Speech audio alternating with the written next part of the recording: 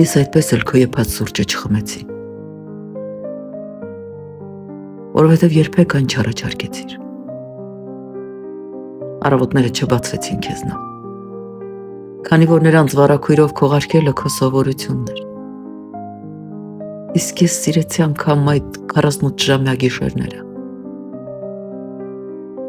Չցանկացար կարդալ այն գրքերը, որոնք ես էի կարդում։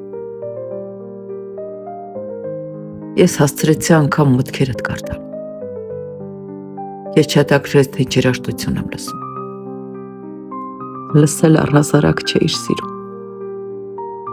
Չեղավ մի օր փողոցն անցնես ինձ հետ հավասար, քանի որ քայլերդ տեսնել էիր ուզում միայն ինքդ։ Չհասկացար, թե հենց ինչու կինոթատրոնից կինոթատրոն եւ ինչու հենց վերջին շարքը։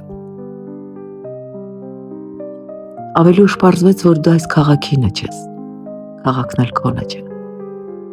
Որ էլ չես կամենում անզր մայթերին թափառել ու ագահորեն շնչել փոշու հոտը։ Իսկ ես մնացի քաղաքում, որ կարկատեմ բզկտված հիշողություններս։ Հետո ինչ-որ մեկն ինձ համար սուրճ եփեց, ու վարակույրն էլ մի կողմ տարավ, որ կրկին բացվեն առավոտներս։